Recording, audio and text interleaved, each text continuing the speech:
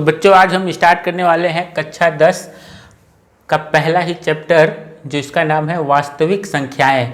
और ये मैं यूपी बोर्ड के लिए पढ़ा रहा हूँ, तो इसको भी ध्यान रखिएगा।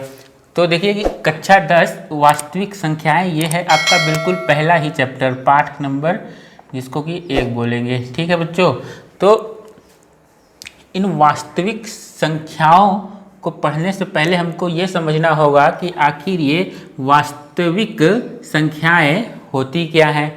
तो जैसे कि मैं कक्षा 9 में इनके बारे में विस्तार से बता चुका हूँ, लेकिन फिर से आइए उनको चलिए हम लोग रिकॉल कर लेते हैं, यानी इनको फिर से याद कर लेते हैं कि ये वास्तविक संख्याएं आखिर में होती क्या हैं। तो देखिए बच्चों, वास्तविक संख्याएं क्या होती हैं, आइए जल्दी से इसको रिकॉल कर लेते हैं, यानी कि इसको जल्दी से याद कर लेते हैं। तो बच्चों, वास्तविक संख्याएं जो होती हैं वो आपका ये परिमेय संख्याएं। बच्चों, परिमेय संख्याएं के बारे में आप पढ़ चुके होंगे। तो ये परिमेय संख्याएं, अपरिमेय संख्याएं, अपरिमेय संख्याएं। ठीक है बच्चों, और इसके अलावा आप प्राकृतिक संख्याएं और पूर्ण संख्याएं और बच्चों पूर्णांक संख्याएं।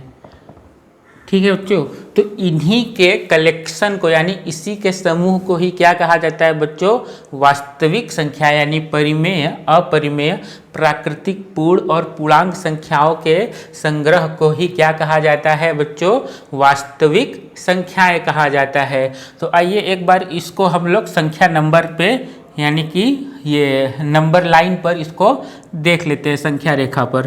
तो देखिए बच्चों, ये रेखा हो गया, अब इस पर हम संख्या दिखा देंगे तो यही हो जाती है संख्या रेखा। तो बीच में क्या होता है बच्चों, यहाँ पर 0 होता है।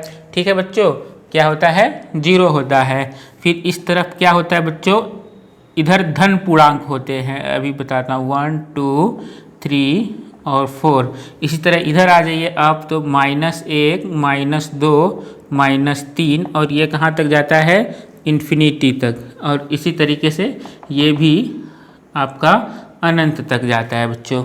ठीक है बच्चों, तो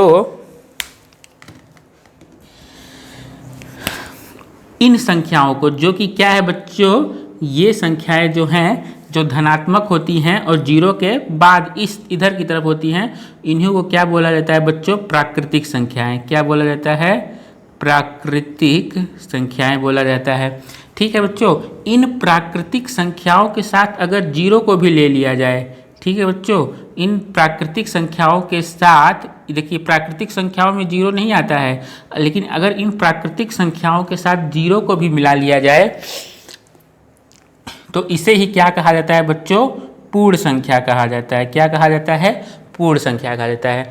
अब इस पूर्ण संख्या को इन सभी के साथ मिला लिया जाए, देख रहे हैं ना, जितना इस नंबर लाइन पर दिखाई पड़ रहा है, इनको सबको साथ में एक जगह मिला लिया जाए तो इन्हीं को क्या कहा जाता है बच्चों, पूर्णांक कहा जाता है। क्या कहा जाता है बच्चों, इस पूरे कलेक्शन को ही क्या कहा जाता है, पूर्णांक कहा जाता है। ठीक है बच्चों, तो आपको समझ में आया होगा कि पूर्णांक क्या है, प्राकृतिक संख्या क्या है, पूर्ण क्या है। देखिए, जो इधर वाले होते हैं उनको क्या कहा जाता है, धन पूर्णांक, और जो इस साइड 0 के इधर होते हैं उनको क्या कहा जाता है, ऋणात्मक पूर्णांक। बच्चों ये याद रखिएगा कि जो 0 होता है वो न धन पूर्णांक होता है और न ही ऋण पूर्णांक होता है। तो अब आपको बात समझ में आ गया होगा कि वास्तविक संख्याएं किसे कहते हैं, परिमेय, अपरिमेय, प्राकृतिक, पूर्ण और पूर्णांक के संग्रह को ही वास्तविक संख्याएं कहते हैं।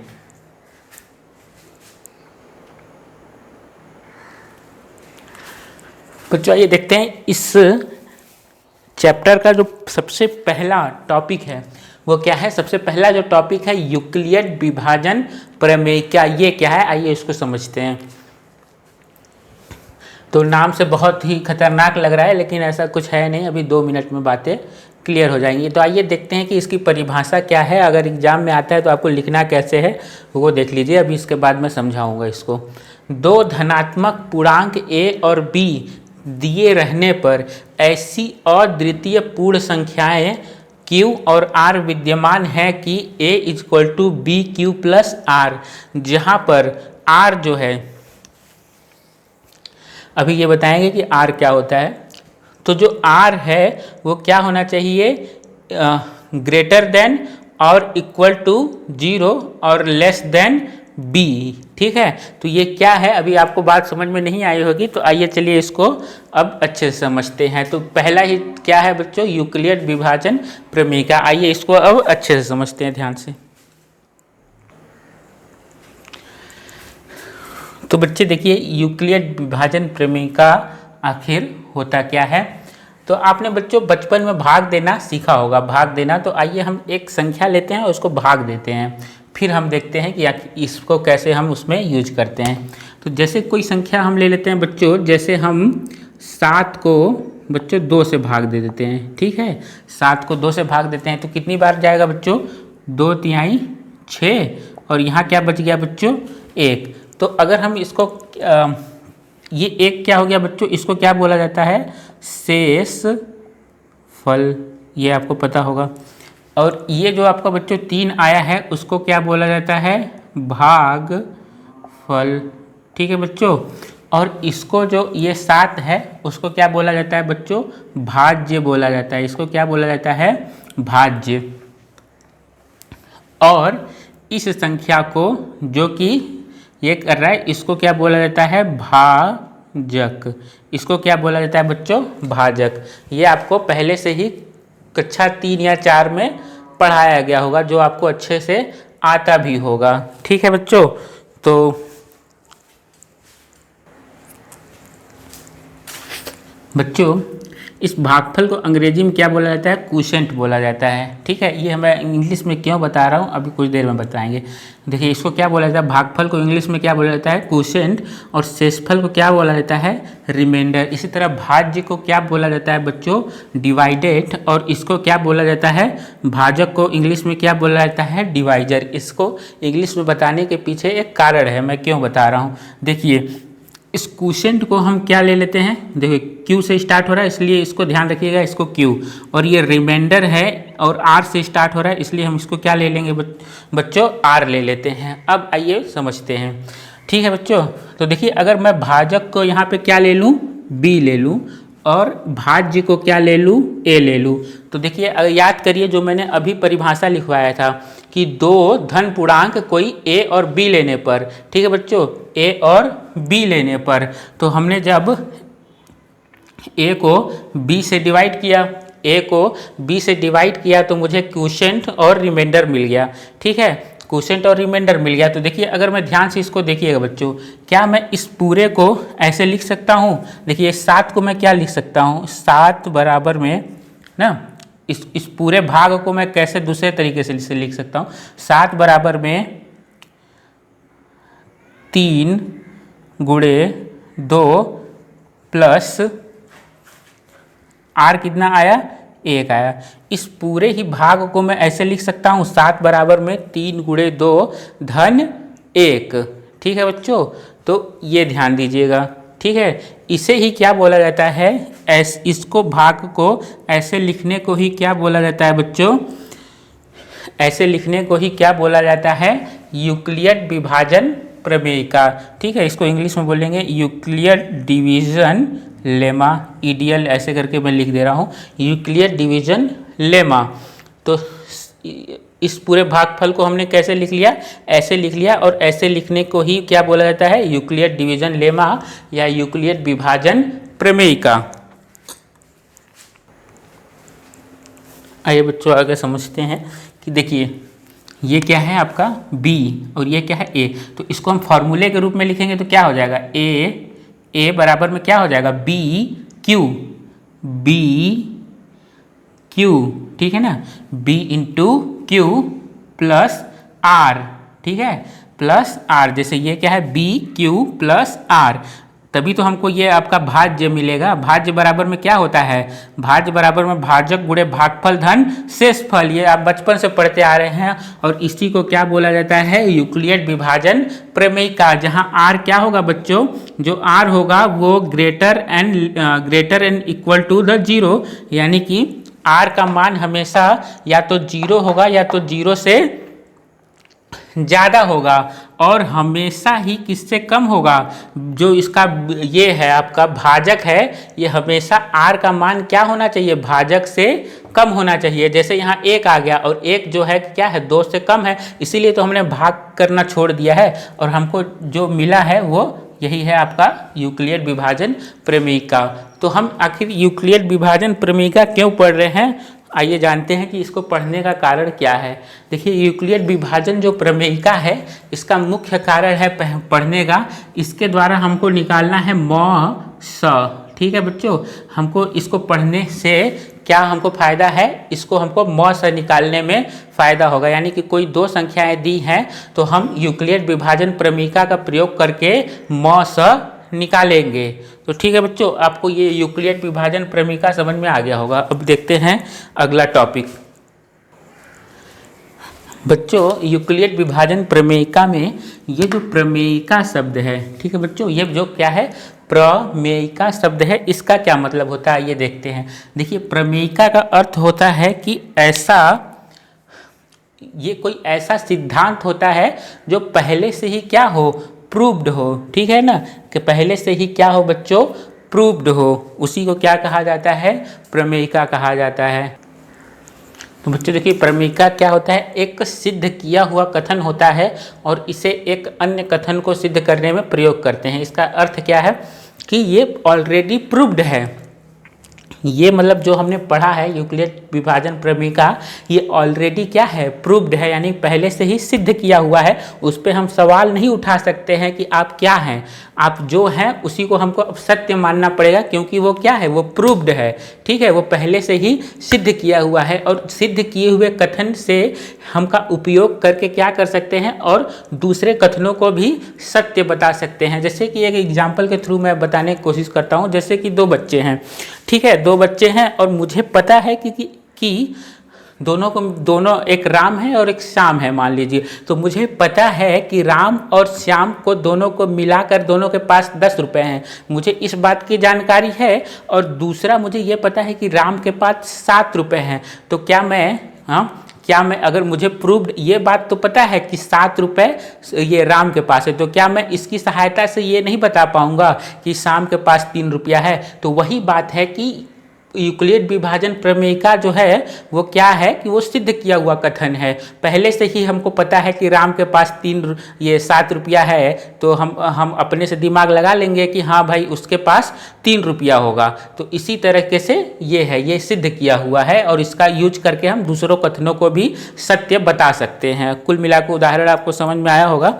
तो अब चलिए देखते हैं दूसरा टॉपिक। तो बच्चों ये हमारा दूसरा टॉपिक है यूक्लिड विभाजन एल्गोरिदम। ठीक है बच्चों, ये हमारा है दूसरा टॉपिक यूक्लिड विभाजन एल्गोरिदम। तो बच्चों इसमें एल्गोरिदम शब्द का क्या आखिर ये मतलब है, आइए इसको पहले हम देख लेते हैं, फिर हम आते हैं इस टॉपिक पे। देखिए एल्गोरिदम क्या होता है बच्चों, कि किसी भी जैसे सवाल को हल करते हैं तो हम चरणबद्ध तरीके से उसको सवाल को हल करते हैं कि पहले हम ये करेंगे, फिर ये करेंगे, फिर ये करेंगे। ठीक है बच्चों, तो इसी तरह एल्गोरिदम का मतलब क्या होता है कि किसी भी चीज़ को या किसी भी सवाल को हल करने का एक चरणबद्ध तरीका, हम इसको ऐसे परिभाषित कर सकते हैं, यानी कि एक क्रमबद्ध तरीके से हल करने की प्रक्रिया को ही एल्गोरिदम कहते हैं। ठीक है बच्चों, अब आते हैं यूक्लिड विभाजन ये एल्गोरिदम आखिर ये है क्या। तो देखिए अभी हमने यूक्लिड विभाजन प्रमेयिका पढ़ा है, तो उसकी सहायता से, ठीक है, उसकी सहायता से हम किसी 2 संख्याओं का, किसी भी 2 संख्याएं, मान लीजिए 2 संख्याएं ए और बी हैं। ठीक है बच्चों, कोई भी 2 ये 2 पूर्णांक संख्याएं ए और बी हैं, तो इनका हम कैसे HCF निकाल सकते हैं। HCF यानी कि क्या बोलते हैं इसको, हाईएस्ट कॉमन फैक्टर, या हिंदी में इसको क्या बोलते हैं बच्चों, म/स। तो इस म/स को निकालने के चरणबद्ध तरीके को ही क्या बोलते हैं, यूक्लिड विभाजन एल्गोरिदम। बात समझ में आई होगी। तो बच्चों हम इसका प्रयोग क्यों करने वाले हैं, HCF निकालने के लिए करने वाले हैं, यानी हाईएस्ट कॉमन फैक्टर, या जिसको हिंदी में क्या बोलते हैं मस, यानी महत्तम समापवर्तक। तो हम इसको निकालें उससे पहले हमको ये जानना होगा कि मस आखिर होता क्या है, और बचपन में हमने काफ़ी मस निकाला होगा, तो आइए उसको फिर से एक बार दोहरा लेते हैं कि आखिर ये मस होता क्या है। चलिए देखते हैं। जैसे बच्चों हम कोई दो संख्याएं ले लेते हैं, एक संख्या हम 12 ले लेते हैं और दूसरी संख्या 6 लेते हैं, ठीक है। और इसको इंग्लिश में याद करेंगे तो ज़्यादा जल्दी से याद हो जाएगा। देखिए क्या होता है, हाईएस्ट कॉमन फैक्टर। फैक्टर यानी कि वो संख्या होती है जो किसी संख्या को विभाजित कर सके। अब चलिए देखते हैं इसको कौन कौन सी संख्याएं विभाजित कर सकते हैं, आइए देखते हैं। एक इसको विभाजित कर सकता है, 2 से भी ये विभाजित हो सकता है, 3 से भी विभाजित हो सकता है, 4 से भी विभाजित हो सकता है, 5 से विभाजित नहीं होगा, 6 से विभाजित हो सकता है, और इसके बाद सीधे ये स्वयं यानी कि 12 से विभाजित होगा। अब आते हैं कि 6 को कौन विभाजित कर सकता है, 1 भी विभाजित कर सकता है, 2 भी विभाजित कर सकता है, 3 भी विभाजित कर सकता है, और ये स्वयं फिर सीधे 6 से विभाजित होगा। तो ये देखिए 12 का जो फैक्टर है यानी कि फैक्टर है वो क्या है, वो 1 2 3 4 6 और 12 है, और 6 का जो फैक्टर है वो क्या है, 1 2 3 और 6। अब कह रहा है कि हाईएस्ट कॉमन। अब चलिए इधर से आते हैं, कॉमन पे आते हैं। इन दोनों में वो कौन कितनी संख्याएं कॉमन है, पहले आइए इसको देख लेते हैं। देखिए 1 भी कॉमन है, 2 भी कॉमन है। चलिए पहले कॉमन संख्याएं देख लेते हैं, यहाँ लिख लेते हैं कॉमन संख्याएं। कौन कौन सी संख्याएं कॉमन है, 1 2 भी कॉमन है, 3 भी कॉमन है और 6 कॉमन है। इसके अलावा कोई भी संख्या कॉमन नहीं है।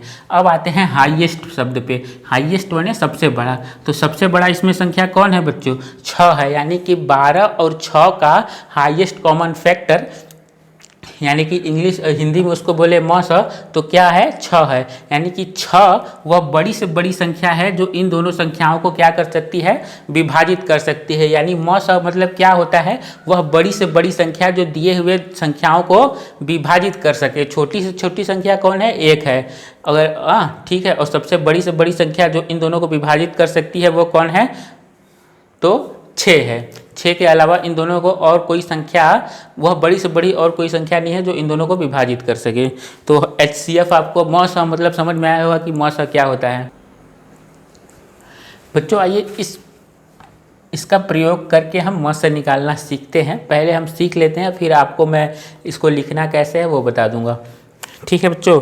चलिए जैसे कि अभी हमने 12 और 6 का मस निकाला था, ठीक है। आइए अब इसका प्रयोग करके हम 12 और 6 का मस निकालते हैं। तो 12 और 6 वो दो संख्याएं हैं। यहाँ 12 क्या है बच्चों, बड़ा है। यहाँ पे 12 क्या है, बड़ा है 6 से, इसलिए हम क्या करेंगे, 12 को 6 से भाग देंगे, ठीक है। जो बड़ा रहेगा उसको छोटे से भाग दिया जाएगा, ये याद रखिएगा। अब चलिए भाग देते हैं, तो हमको क्या मिल गया, 12। अच्छा ये तो अब बड़ा आसान है, ये एग्जाम्पल थोड़ा गड़बड़ है, लेकिन चलिए फिर भी ठीक है, देखते हैं। 6 दूना के 12, ठीक है बच्चों। क्या आ गया, शेषफल 0 आ गया, शेषफल 0 आ गया। तो बच्चों अगर हम भाग देते हैं और शेषफल 0 आ जाता है, तो हमारा जो ये संख्या होता है वही क्या होता है, हमारा मस होता है। बात समझ में आई होगी। अब आते हैं एक दूसरा एग्जाम्पल लेते हैं। देखिए बच्चों ये क्योंकि इजी था, तो हम जब भागफल 0 आ जाए, ये याद रखिए, जब भागफल 0 आ जाए तो हमारा जो भाजक होता है वही क्या होता है, दोनों संख्याओं का मस होता है, ठीक है बच्चों। अब आइए देखते हैं दूसरा एक एग्जाम्पल। आइए बच्चों दूसरा संख्या हम कोई 6 ले लेते हैं और एक 15 ले लेते हैं। एक संख्या 6 और 15, इनका मस क्या होगा, ये हम यूक्लिड विभाजन एल्गोरिदम के थ्रू निकाल रहे हैं। तो बच्चों इसमें सबसे बड़ी संख्या कौन है, 15 है। तो इसका मतलब 6 को हम ये 15 में हम 6 से भाग देंगे, ठीक है बच्चों। तो चलिए देखते हैं, 6 में हम 15 से भाग देते हैं तो हमको क्या मिलता है, ठीक है। ये ध्यान रखिएगा, वो पूरा इसको याद रखिएगा। तो 6 से जब हम इसको भाग दिए तो हमको क्या मिल गया, 6 दूना के 12, ठीक है बच्चों। 6 दूना के 12। अब हमको यहाँ पे क्या मिल गया, 3। अब हमारा देखिए ये पूरा भाग क्या हो गया, खत्म हो गया, लेकिन शेषफल क्या नहीं आया, 0 नहीं आया। और जब तक शेषफल 0 नहीं आएगा, ये याद रखिए कि जब तक शेषफल 0 नहीं आएगा तब तक हम ये नहीं बता पाएंगे कि मस क्या है, जो ये 6 और 15 का मस क्या है। तो देखिए अगर ये 0 नहीं आया है तो इसको हम कंटिन्यू करेंगे। तो हमारा जो अब जो हमारा जो भागफल है उसमें, उस भागफल में जो हमारा शेषफल है वो हमारा क्या बन जाएगा बच्चों, भाजक बन जाएगा। और जो हमारा जो भाजक था वो क्या बन जाएगा बच्चों, भाज्य बन जाएगा। ठीक है, बात समझ में आया कि नहीं आया। तो 3 दूना के 6, अब ये पूरी तरीके से कट गया। अब हमारा जो शेषफल आ गया वो क्या आ गया बच्चों, 0 आ गया। तो इस तरीके से ये जो हमारा हो गया 6 और 15 का मौसा क्या आ गया बच्चों, हमारा 3 आ गया। तो बात समझ में आई होगी आपको। अब चलिए हम इसको लिखवा देते हैं आपको। आइए देखते हैं बच्चों चरण नंबर 1 कि हमें यूक्लिड विभाजन एल्गोरिदम के थ्रू यानी द्वारा यानी कि प्रयोग करके हम कैसे 2 संख्याएं जो दी हुई हैं उनका मौसा कैसे निकाल सकते हैं। तो मान लो वो 2 संख्याएं a और b है, जहां a जो है कि b से बड़ा है। तब हमको क्या चरण अपनाना है बच्चों कि हमको वो 2 संख्याएं क्या हैं, a और b के लिए यूक्लिड विभाजन प्रमेयिका का प्रयोग कीजिए। तो अगर हम प्रयोग करेंगे तो हमको क्या मिलेगा बच्चों, एक भागफल मिलेगा और एक क्या मिलेगा, हमको शेषफल मिलेगा। ये तो हमेशा जब हम भाग देते हैं तो हमको एक भागफल मिलता है और एक शेषफल मिलता है। तो हमको क्या मिल जाएगा बच्चों, जहाँ मिलेगा a = b³ + r मिलेगा। ठीक है, आइए इसको, इस चरण को हम अच्छे से समझते हैं। जैसे कोई संख्या ले लो आप, 7 ले लिया, इसको हमको 2 से भाग देना है। तो 2 तिहाई 6, एक शेषफल बच गया हमारा। तो हम इस 7 को कैसे लिख सकते हैं बच्चों, क्या कैसे लिख सकते हैं, 3b³। तो चलो ये b है ना हमारा, 2 × 3 + 1। हम इस 7 को कैसे लिख सकते हैं, वही चीज़ तो यहाँ पर है, देख रहे हैं ना। a क्या है हमारा, 7 है। b³ + r, जहाँ r क्या होगा, या तो 0 के बराबर होगा या तो क्या होगा, 0 से बड़ा होगा। और r का जो मान होगा वो कभी भी b से बड़ा नहीं हो सकता, बल्कि b से हमेशा छोटा होगा। तो ये चीज़ यहाँ पे हमको अप्लाई करना है। अगर 2 संख्याएं मान लो दी हुई हैं, जैसे 2 और 7 दिया हुआ है बच्चों, ठीक है, तो हमने यहाँ अप्लाई किया तो हमको ये मिल गया। ठीक है, ये हमको मिला है। तो अब चलिए देखते हैं चरण नंबर 2। आइए देखते हैं बच्चों चरण नंबर 2 क्या करा है कि यदि r बराबर में 0 है तो b ही क्या हो जाएगा, हमारा मौसा होगा। आइए एक एग्जाम्पल के थ्रू समझते हैं। जैसे कि मैंने क्या ले लिया बच्चों, 2 ले लिया, एक संख्या 2 है और दूसरी संख्या 6 है। तो कितनी बार में 2 गया, 2 तिहाई 6, ये पूरी तरीके से कट गया। यानी कि क्या आया, हमारा शेषफल 0 आया। तो हमारा जो ये b है, ये b है, देखो मैंने इसको क्या बताया था आपको, a बताया था, इसको b बताया था। जैसे यहाँ पे a और b के लिए हम काम कर रहे हैं। तो ठीक है बच्चों, यहाँ पे क्या आ गया, 0 आ गया। तो हमारा जो b होगा ना, यही हमारा क्या होगा, मौसा होगा। ठीक है, जैसे कि a बराबर में b³ + r बराबर r, और जहाँ अगर r बराबर में 0 हो गया तो ये b ही हमारा क्या होगा, हमारा मौसा होगा। ठीक है बच्चों, आइए चरण नंबर 3 देखते हैं। बच्चों चरण नंबर 3 और ये आखिरी है, कह रहा है कि यदि r बराबर में 0 नहीं आता है तो इस प्रक्रिया को तब तक जारी रखना है जब तक कि r बराबर में 0 नहीं हो जाता है। और जब हमारा r बराबर में 0 होगा तो हमको देखना होगा कि कौन सा भाजक है जिसने उसमें भाग देने पर हमारा जो है कि r बराबर में 0 आ रहा है, वही जो भाजक होगा वही हमारा क्या होगा बच्चों, मौसा होगा। आइए एक एग्जाम्पल के थ्रू समझते हैं, जो बिल्कुल पहला एग्जाम्पल हमने लिया था। जैसे 2 में हमने 7 से भाग दिया, मान लो 2 और 7 का हमको मौसा निकालना है। हमने 2 से 7 को भाग, मतलब ये 7 है, इसमें 2 से भाग दिया हमने। ठीक है, तो कितना आ गया बच्चों, हमारा 2 तिहाई 6, देखिए 1 आ गया। 1 आ गया कि नहीं आ गया। तो अब ये हमारा 0 तो हुआ नहीं, 0 तो हुआ नहीं, तो हमको क्या करना है, प्रोसेस को आगे बढ़ाना है, बढ़ाते चला जाना है। यहाँ देखिए इस 7 को हम क्या लिख सकते हैं, 7 बराबर में 2 × 3, ठीक है, +1। देखिए यहाँ r, ये r है, r बराबर में क्या आया, 0 नहीं आया। तो हम लिखेंगे कि अब इस प्रोसेस को दोबारा आगे बढ़ाते हैं। जब इस प्रोसेस को आगे बढ़ाते हैं तो अब हमारे लिए ये और ये इस पे अप्लाई होगा, यानी कि अब ये हमारा क्या बन जाएगा, 2 अगली संख्याएं बन जाएंगी। ठीक है, तो इसमें 2 बड़ा है और एक छोटा है। तो अब हमारी क्या हो जाएगा, अब हम इस पे प्रयोग करेंगे। अब हम इस पे यूक्लिड डिवीजन लेमा यानी कि यूक्लिड विभाजन प्रमेयिका का प्रयोग करेंगे। चलिए देखते हैं, इस पे प्रयोग करते हैं। ठीक है, तो हम क्या करेंगे बच्चों, 1 से 2 को भाग देंगे तो 2 बार जाएगा और ये क्या हो जाएगा, पूरी तरीके से कट जाएगा। अब हम देख रहे हैं क्या बच्चों, यहाँ भागफल क्या आ जा रहा है, 0 आ जा रहा है और ये जो हमारा भाजक हो जाएगा। अब हम देखिए इस 2 को हम क्या लिख सकते हैं, 2 बराबर में 2 गुणे 1 धन 0। देखिए यहाँ रिमाइंडर क्या आ गया, 0। तो जो हमारा ये है भाजक है, इसको ऐसे लिखेंगे, ये बी क्यू। ठीक है, बी क्यू क्रम वाइज लिख देते हैं, तो बी क्यू। ठीक है, तो हमारा जो ये संख्या होगा यही हमारा क्या हो जाएगा आपका बच्चों, म स हो जाएगा। या फिर यहाँ से भी आप देख सकते हो कि जो अंतिम भाजक होगा, अंतिम भाजक जिसके कारण से शेषफल 0 आया होगा, वही हमारा क्या हो जाएगा, म स हो जाएगा। तो बच्चों इस तरीके से हमारा आज का टॉपिक खत्म हो गया। अब मिलते हैं हम प्रश्नावली 1.1 में। उम्मीद है आपको समझ में आया होगा और चलिए मिलते हैं नेक्स्ट वीडियो में।